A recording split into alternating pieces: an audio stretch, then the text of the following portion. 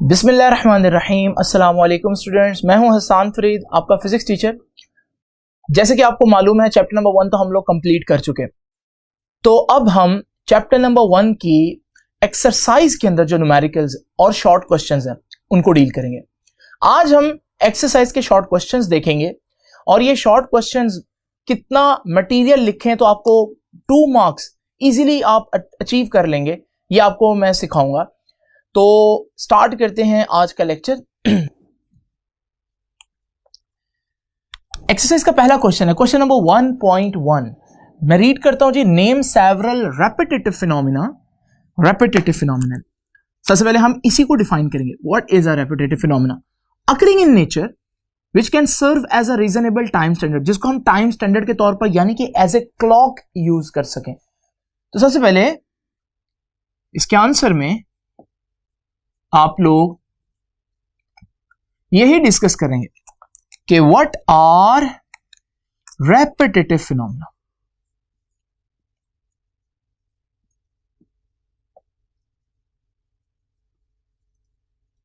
जैसे कि नाम से जाहिर है,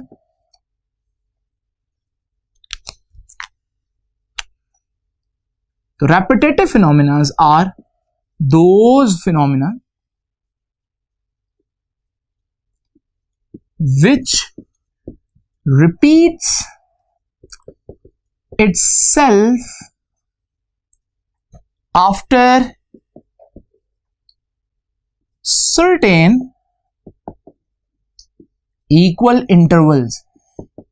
वो फिनोमिनास जो अपने आप को बराबर वक्त के बाद रिपीट करें उन्हें हम बोलते हैं रेपिटेटिव फिनोमिनास। ऐसे कौन से फिनोमिनास है जिनको हम एज ए टाइम स्टैंडर्ड के तौर पर यूज कर सकते हैं? तो आइए जरा देखते हैं कि इनकी नेचुरल रेपिटेटिव फिनोमिनास की एग्जांपल्स क्या हैं। तो देखिए जी, एग्जांपल नंबर 1 हम कह सकते हैं vibration of atoms in crystal lattice. Lattice, crystal lattice के अंदर जो एटम्स होते हैं, केमिस्ट्री में आप लोगों ने पढ़ा क्रिस्टल्स क्या होती हैं, तो उनके जो एटम्स होते हैं उनकी वाइब्रेशंस का एक टाइम होता है और वो टाइम जो है वो फिक्स होता है। तो यह वाइब्रेशन जो है वो एटम्स की इक्वल इंटरवल के बाद अपने आप को रिपीट करते हैं। यही वजह है कि जो एटॉमिक क्लॉक्स हैं, वो जो सबसे प्रिसाइज क्लॉक्स हैं इस वक्त दुनिया में, वो क्रिस्टल लैटिस की वाइब्रेशन से ही बनाई जाती है। इसी तरह आप देखते हैं कि अक्सर बताया जाता है कि आपकी जो क्लॉक है उसके अंदर क्वार्ट्ज यूज होता है। वो क्वार्ट्ज भी एक क्रिस्टल लैटिस है, उसकी वाइब्रेशन से आपकी घड़ी को पता चलता है कि इतनी वाइब्रेशंस हो चुकी हैं, तो फिर आपकी घड़ी इतना मूव कर जाती है कि आपको पता चले कि 1 सेकंड गुजर चुका है। इसके अलावा और ऐसे कौन से फिनोमिनास हैं जिनसे हम एज ए टाइम स्टैंडर्ड जिनको हम यूज कर सकें? तो उसमें है rotation of earth round its own axis. जब अर्थ अपने एक्सिस पर रोटेट करती है तो इससे दिन रात बनते हैं, और आपको पता है दिन रात हमारा टाइम स्टैंडर्ड ही है। इसी तरह रोटेशन ऑफ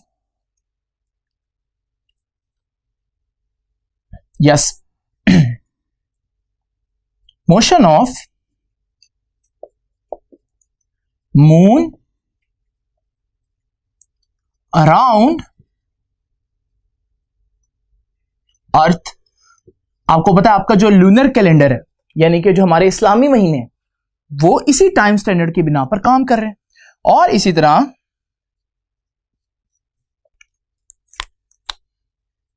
शैडो फॉर्मेशन। आपको पता है शैडोज भी एक खास टाइम पर आकर जो है वो उनमें एक चेंजेस बड़ी कॉन्टिन्यूसली आती हैं।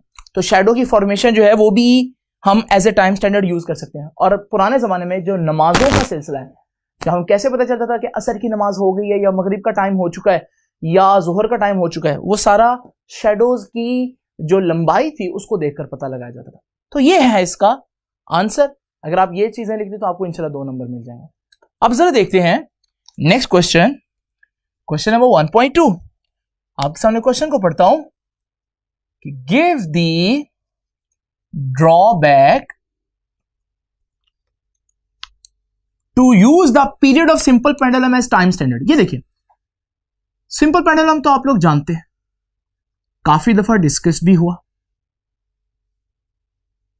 तो ये हमारे पास सिंपल पेंडुलम, अगर मैं इसको यहां से लाकर छोड़ूं और ये इस तरह से मूव करेगा, मैं इसके मूव करने को एक टाइम स्टैंडर्ड बना सकता हूं। फॉर एग्जांपल मैं कहता हूं अगर ये 1000 दफा मूव करे तो मैं कहता हूं कि वो 1 घंटा कंसीडर करेंगे। तो हम इस तरह की एक क्लॉक तो बना सकते हैं, मगर उस क्लॉक में क्या ड्रॉबैक्स होंगे अगर हम इसको as a time standard use करें, तो वो हमें देखना। तो सबसे पहले देखिए, हमें मालूम है time period of simple pendulum हमने डिराइव भी किया इस चैप्टर में, और वो है 2π√L/G।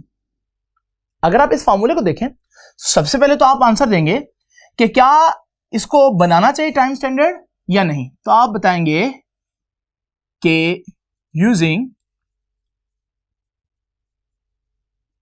Pendulum as a time standard is not suitable. ये सही नहीं है। क्यों भला? रीजन सुनिएगा जी। तो रीजंस देखते हैं। पहली रीजन है, टाइम पीरियड के फार्मूले में GR है, इसका मतलब पहली रीजन हुई कि time period depends upon G, यानी कि टाइम पीरियड ऑफ पेंडुलम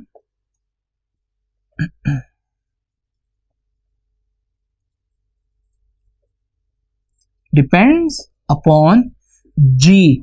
तो ग्रेविटेशन एक्सेलरेशन पर टाइम पीरियड डिपेंड कर रहा है, मगर प्रॉब्लम क्या है? G varies with altitude. Altitude कहते हैं बुलंदी को। तो जैसे जैसे हम जमीन से ज्यादा हाइट पर जाते रहेंगे तो G की वैल्यू मुसलसल चेंज होती जाएगी। अब G की वैल्यू चेंज होती जाएगी क्योंकि ऑल्टीट्यूड यानी कि बुलंदी चेंज हो रही है। आप जमीन से दूर जा रहे हैं, G की वैल्यू चेंज होने का मतलब है टाइम पीरियड चेंज होना, और टाइम पीरियड चेंज होने का मतलब है कि अगर हमारे पास दो एक जैसे पेंडुलम है, एक समुंदर के करीब लोग रह रहे हैं उनके पास है, और एक किसी बहुत ऊंचे पहाड़ पर लोग रह रहे हैं उसके पास है, हालांकि दोनों एक जैसे टाइम पीरियड है, लेकिन दोनों पर G की वैल्यू डिफरेंट है, तो दोनों के टाइम पीरियड्स डिफरेंट होंगे। अब मैंने टाइम स्टैंडर्ड क्या रखा था? सपोज करो 1000 दफा मूव करेगा तो 1 घंटा होगा, तो किसी का घंटा जल्दी हो जाएगा क्योंकि उसका टाइम पीरियड कम है, तेजी से मूव कर रहा है पेंडुलम, और किसी का टाइम पीरियड जो है वो स्लो होगा, टाइम पीरियड ज्यादा होगा, वो पेंडुलम स्लो होगा, तो उसका घंटा जो है वो देर बाद होगा। तो ये तो अच्छा टाइम स्टैंडर्ड नहीं है कि हाइट पर कुछ और टाइम स्टैंडर्ड है, और जब आप समुद्र के करीब जाते हैं, सतह समुद्र के करीब जहां पर हाइट बिल्कुल कम है, वहां पर टाइम स्टैंडर्ड चेंज हो गया। तो इसका मतलब पहली रीजन तो आपको पता चलेगी। And reason number 2, time period length पर भी डिपेंड करता है। So time period of pendulum depends on length, कि ये जो थ्रेड है, ये जो धागा है पेंडुलम का, उसकी लेंथ कितनी है। अब टाइम पीरियड लेंथ पर डिपेंड करिए, मगर लेंथ डिपेंड्स ऑन टेम्परेचर। अब लेंथ जो है वो टेम्परेचर पर डिपेंड करते, यानी कि अगर आपके पास एक जैसे दो पेंडुलम है, आप एक पेंडुलम को जो है वो गर्म इलाके में ले जाएं किसी सहरा में, और एक जो है पेंडुलम उसको किसी ठंडे इलाके में ले जाएं। अब दोनों एक जैसे पेंडुलम है, लेकिन जहां गर्मी होगी टेम्परेचर ज्यादा होगा, टेम्परेचर ज्यादा होने से वहां पर लेंथ ज्यादा होगी, और लेंथ ज्यादा होने से वहां पर टाइम पीरियड ज्यादा होगा। और उसका बिल्कुल एग्जैक्ट दूसरा जो हमारे पास पेंडुलम है, हालांकि वो बिल्कुल इस जैसा ही है, लेकिन वो ठंडे इलाके में होगा, तो जहां टेम्परेचर कम हो, आपको पता है चीजें सुखड़ती हैं, वहां लेंथ कम हो जाएगी, इसकी लेंथ कम होगी, लेंथ कम होने से टाइम पीरियड भी कम हो जाएगा। तो एक ही क्लॉक है, यानी कि पेंडुलम डिफरेंट जगहों पर डिफरेंट उसकी स्पीड्स हैं मूव करने की। तो इसका मतलब यह हुआ कि pendulum is not good to use as a time standard. इसको हम कभी भी टाइम स्टैंडर्ड के तौर पर यूज नहीं कर सकते। ठीक है जी, आइए देखते हैं तीसरा शॉर्ट क्वेश्चन। कहता है Why do we find it useful to have 2 units of amount of substance? हमने 2 यूनिट पढ़े। जब भी हमें कहीं पर सब्सटेंस देखना हो तो हमारे पास 2 यूनिट्स है, किलोग्राम एंड मोल। कहता है हमने ये 2 यूनिट्स क्यों लिखे हैं या क्यों रखे हुए? तो याद रखिएगा, पहला यूनिट है मोल और दूसरा यूनिट है किलोग्राम। सबसे पहले 2 रीजंस आप देनी। मोल कब यूज होगा? Mole is use when our concern is number of particles। क्योंकि मोल की डेफिनेशन क्या है? एक मोल किसी भी चीज का क्या होता है जिसमें उस चीज के 6.022 into 10⁻⁻23 जो है वो नंबर्स हो। अगर मैं कहता हूं 1 मोल एग्स, तो इसका मतलब इतने एग्स। 1 मोल एटम्स, इतने एटम। तो किसी भी चीज का 1 मोल है इतना, यानी कि मोल में आप एक किस्म का काउंट कर रहे हो, गिन कर चीज ले रहे हो, जैसे दर्जन। तो यहां पर हमारे पास ये है मोल। कहां यूज होगा? जहां आप किसको अहमियत दे रहे हैं, आपका कंसर्न किसके साथ है? नंबर ऑफ पार्टिकल के साथ। जबकि किलोग्राम कहां यूज होगा? तो देखिएगा, किलोग्राम आप वहां यूज करेंगे जहां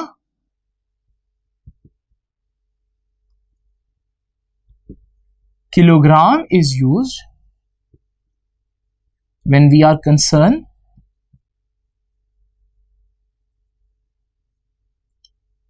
with quantity of substance। जब हमारा कंसर्न किसके साथ हो? क्वांटिटी के साथ। जब हम चीज को गिन के ना लें बल्कि हम उसका मैस देखें कितना।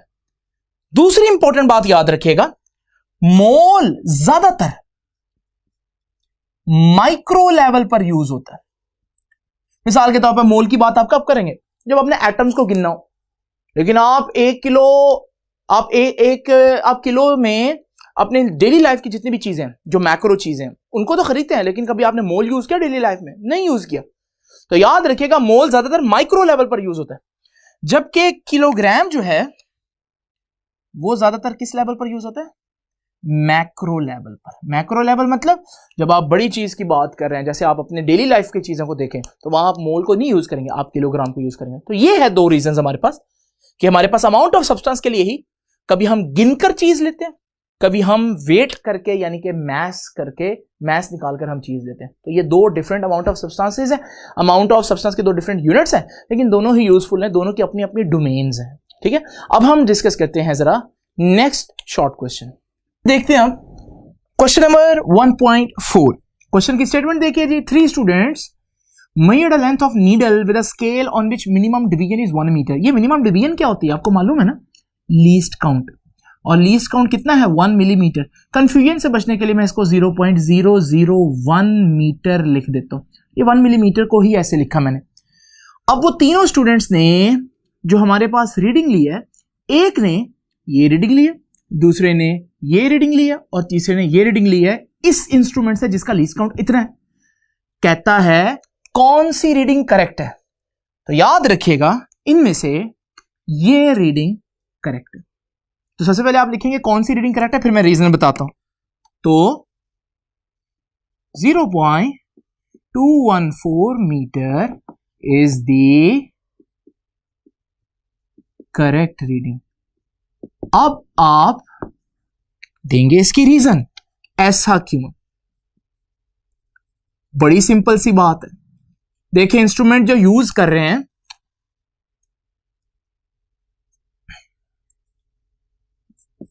इंस्ट्रूमेंट जो हम यूज कर रहे हैं, उस इंस्ट्रूमेंट का लीस्ट काउंट कितना है? 0.001। डेसिमल के बाद कितनी प्लेसेस आ रही हैं? 1 2 3। और जब आप एक ऐसा इंस्ट्रूमेंट यूज कर रहे हैं जिसके डेसिमल के बाद 3 प्लेसेस आ रही हैं, लीस्ट काउंट के डेसिमल के बाद 3 प्लेसेस आ रही हैं, तो आपके आंसर में भी डेसिमल के बाद 3 प्लेसेस आनी चाहिए, इसमें तो 4 आ रही हैं, so this is not our answer. इसमें सिर्फ 2 आ रही हैं, तो ये भी नहीं हो सकता। इसमें डेसिमल के बाद 3 हमारे पास रीडिंग्स आ रही हैं, तो हम कहेंगे कि ये सही है। तो क्यों सही है जी? Because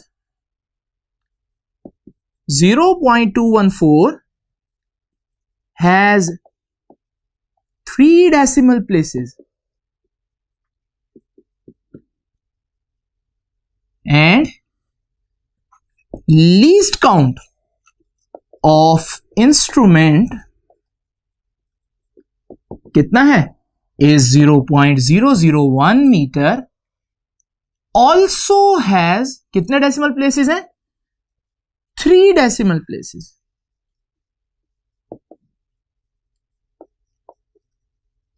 Hence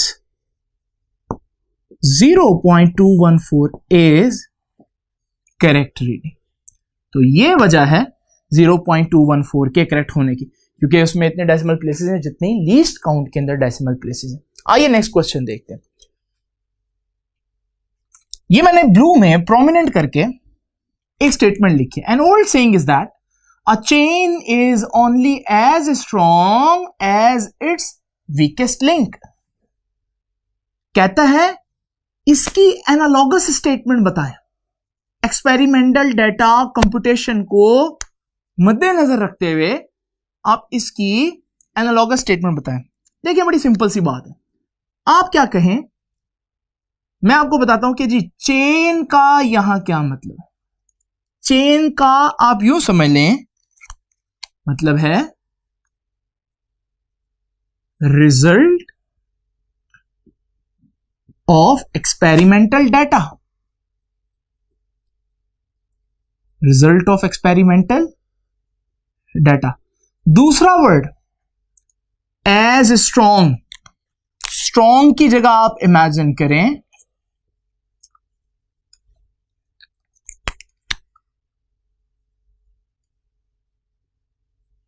accurate.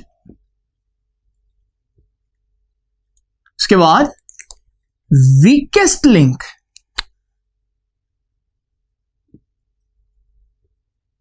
ये वीकेस्ट का क्या मतलब है? वीकेस्ट का मतलब है, वीकेस्ट लिंक का मतलब पूरा इकट्ठा लिख लेते हैं।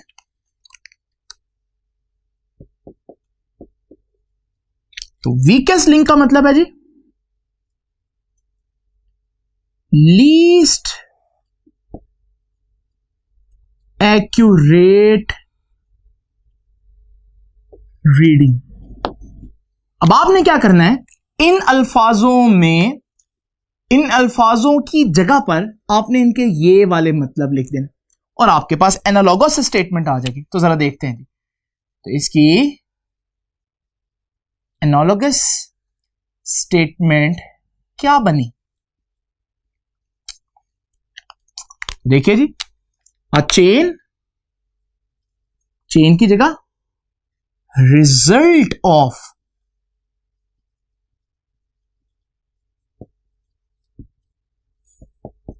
एक्सपेरिमेंटल डेटा, ये चेन की जगह आ गया। आगे वो क्या कहता है जी, is only as strong. Is only as strong की जगह हमने क्या लिखना है, as accurate. Is only as much accurate as its weakest link. Weakest link का मतलब क्या है, as its least accurate reading. Least accurate reading. तो यहां मैंने क्या किया है, मैंने वर्ड्स को रिप्लेस कर दिया है और मेरे पास ये नई स्टेटमेंट आई है। लेकिन आइए जरा देखते हैं इस स्टेटमेंट का मतलब क्या है।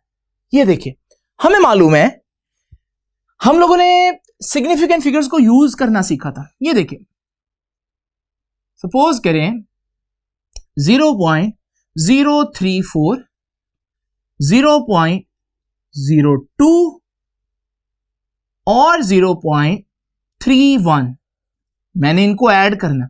याद है आपको रूल्स जब मैंने ऐड करना था?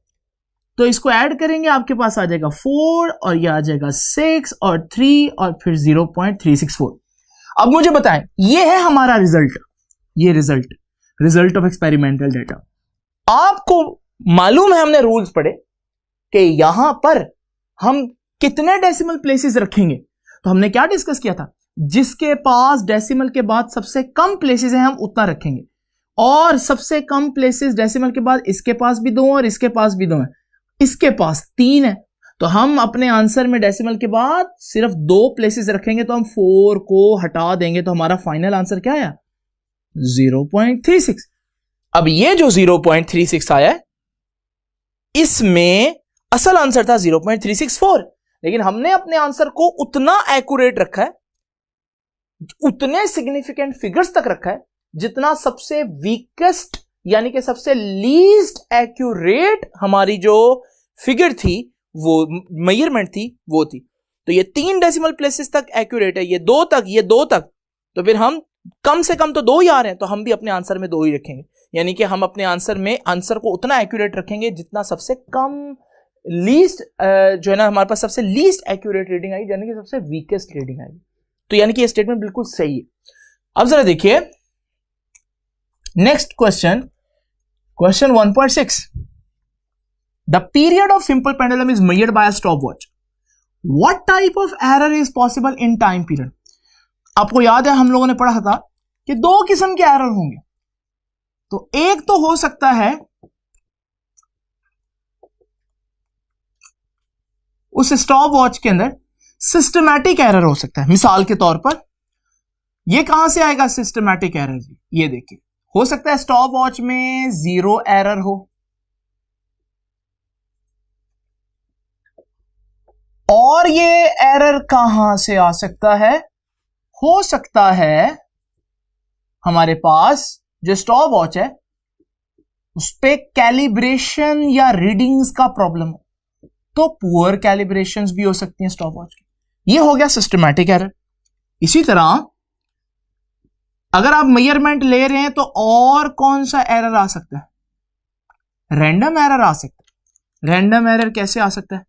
मिसाल के तौर पर इमेजिन करें एक शख्स इंस्ट्रूमेंट से मेजरमेंट कर रहा है, स्टॉपवॉच को बंद करते हुए वो सही टाइम पर बंद नहीं कर सकता, तो ये रैंडम एरर होगा, जिसे आप कह सकते हैं ये पर्सनल एरर है, क्योंकि उस पर्सन की वजह से आ रहा है। और याद है ना पर्सनल एरर क्यों आता है? नेग्लिजिबेंस, दोबारा बोल रहे हैं इसको, यहां से कट करना, negligence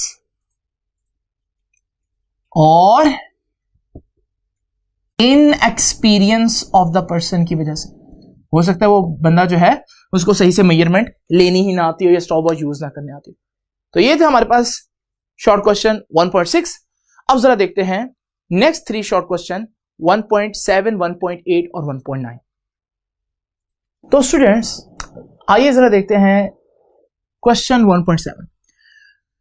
does a dimensional analysis gives any information on constant of proportionality that may appear in algebraic expression?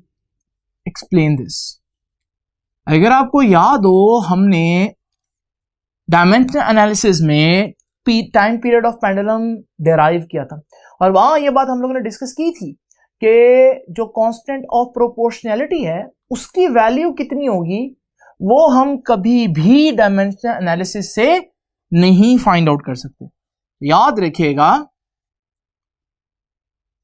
इसका आंसर सबसे पहले आप लिखेंगे dimensional analysis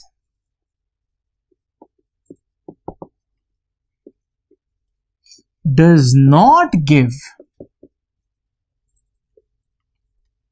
any information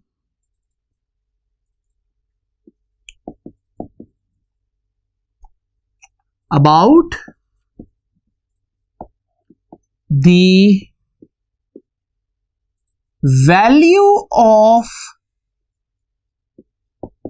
constant of proportionality। तो जो हमारा कांस्टेंट ऑफ प्रोपोर्शनैलिटी है उसकी वैल्यू कितनी होगी, ये तो डायमेंशन एनालिसिस नहीं बता सकता। हाँ, मगर it can provide the information about units of dimensional constant. अगर हमारे पास कोई ऐसा कांस्टेंट आता है, कांस्टेंट ऑफ प्रोपोर्शनैलिटी, ऐसा कांस्टेंट है जिसकी डायमेंशंस या यूनिट बनते हैं, मिसाल के तौर पर gravitational constant G, spring constant K, अगर हमारे पास ये यूनिट्स हैं तो डायमेंशनल एनालिसिस से आप इनकी वैल्यू तो नहीं फाइंड आउट कर सकते, लेकिन आप ये बता सकते हैं कि ये जो यूनिट होगा इसका डायमेंशन, ये जो हमारे पास कांस्टेंट हो गया, इनकी डायमेंशंस या इनके यूनिट्स क्या बनेंगे। तो एग्जांपल देख लें जी।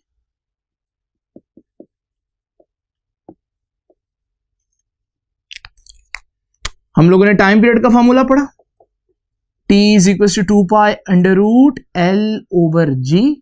यहां डायमेंशनल कांस्टेंट कौन सा है, ये है हमारा कांस्टेंट। क्या इसके बारे में वैल्यू बता सकता है डायमेंशन एनालिसिस? ठीक है, तो नहीं बता सकता। तो याद रखिएगा, dimensional analysis can not provide information about 2 पाई। तो ये जो हमारे पास 2 पाई का कांस्टेंट है, डायमेंशनल एनालिसिस से इसके बारे में कुछ भी पता नहीं चल सकता। तो फिर ये कैसे पता चलेगा? ये पता चलेगा experimentally. It can only be found experimentally. तो इसको हम सिर्फ और सिर्फ एक्सपेरिमेंटली ही फाइंड आउट कर सकते हैं। आइए नेक्स्ट क्वेश्चन की तरफ चलते हैं। What are the dimensions of pressure and density? बहुत आसान क्वेश्चन है। प्रेशर और डेंसिटी की डायमेंशंस फाइंड आउट करनी। आपको मालूम है किसी भी चीज की डायमेंशन फाइंड आउट करने के लिए सबसे पहले हमें उस चीज का फॉर्मूला आना चाहिए, और प्रेशर का फॉर्मूला तो आता है। प्रेशर तो है फोर्स ओवर एरिया। तो अगर आप प्रेशर की डायमेंशन फाइंड आउट करना चाहते हैं तो फोर्स की डायमेंशन और एरिया की डायमेंशन पुट कर दें। फोर्स की डायमेंशन तो मालूम है, MLT-2। एरिया की डायमेंशन, एरिया मीटर स्क्वायर होता है तो L स्क्वायर।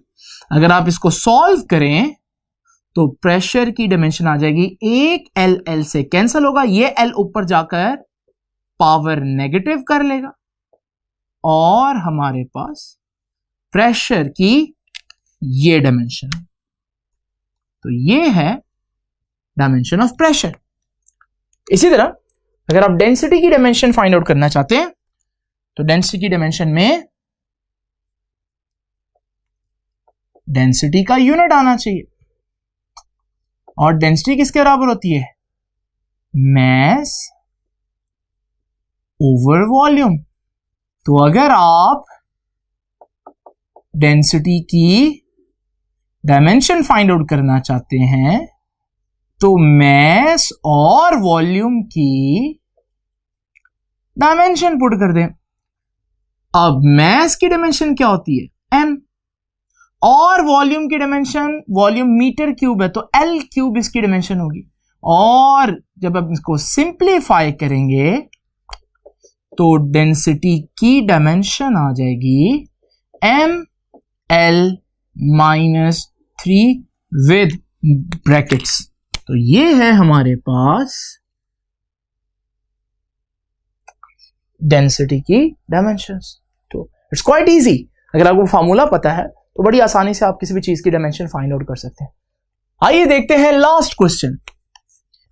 कहता है the wavelength depends upon speed v and frequency f। Wavelength lambda की डायमेंशन एल दी है उसने, स्पीड की डायमेंशन हमें मालूम है, वैसे उसने दे भी दी है L T minus one, frequency की डायमेंशन भी हमें मालूम है टी इनवर्स। कहता है ये फॉर्मूला करेक्ट होगा या ये फॉर्मूला करेक्ट होगा। आइए दोनों को चेक करते हैं। इस फॉर्मूले में लेफ्ट हैंड साइड देखते हैं। लेफ्ट हैंड साइड की डायमेंशन क्या बनेगी?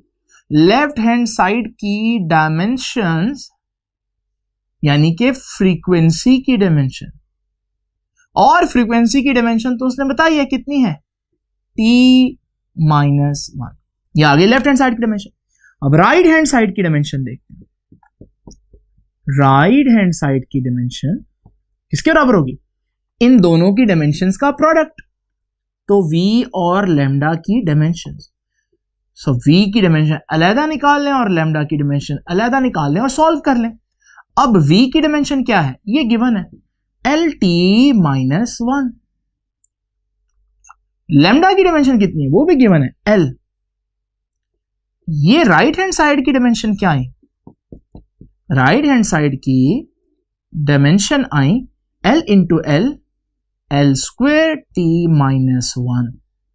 क्या लेफ्ट हैंड साइड की डायमेंशन और राइट हैंड साइड की डायमेंशन आपस में बराबर है? हरगिज नहीं। तो आप कहेंगे कि लेफ्ट हैंड साइड की डायमेंशन जो है, ये ब्रैकेट जहां जहां मैं डाल रहा हूं इसका मतलब मैं डायमेंशन को डिस्कस कर रहा हूं, और राइट हैंड साइड की जो डायमेंशंस हैं वो तो आपस में बराबर नहीं है। तो इसका मतलब ये फॉर्मूला डायमेंशनली करेक्ट नहीं है। तो F is equal to V lambda is not dimensionally correct. तो ये डायमेंशनली करेक्ट नहीं है। आइए जरा दूसरे फॉर्मूले को देखते हैं। दूसरे फॉर्मूले में भी हम पहले लेफ्ट हैंड साइड को देखते हैं। तो लेफ्ट हैंड साइड की डायमेंशन देखते हैं। लेफ्ट हैंड साइड पर तो फिर से फ्रीक्वेंसी ही की डायमेंशन देखनी है, और फ्रीक्वेंसी की डायमेंशन है टी माइनस वन, ऊपर गिवन। उसके बाद राइट हैंड साइड की डायमेंशन देखते हैं। राइट हैंड साइड की डायमेंशन में हमारे पास राइट हैंड साइड पर v आ रहा है, उसकी भी डायमेंशन, और लैम्डा आ रहा है, उसकी भी डायमेंशन। v की डायमेंशन हमें मालूम है एल टी माइनस वन, और लैम्डा की डायमेंशन भी हमें मालूम है l। ये कैंसल हो जाएगा, तो हमारे पास राइट हैंड साइड की डायमेंशन क्या है? T minus one. और अगर आप देखें यहां पर लेफ्ट हैंड साइड की डायमेंशन और राइट हैंड साइड की डायमेंशन बराबर आई है, और इसका मतलब सीधा सीधा क्या है कि ये वाला फॉर्मूला बिल्कुल करेक्ट है डायमेंशनली। तो फिर हम लिखेंगे कि F is equal to V over lambda is dimensionally correct. तो स्टूडेंट्स ये है हमारा आज का टॉपिक, इसको आप अच्छी तरह से देख लीजिए, और नेक्स्ट टाइम हम नेक्स्ट लेक्चर में इसी चैप्टर के न्यूमेरिकल्स को डिस्कस करेंगे। तब तक के लिए अल्लाह।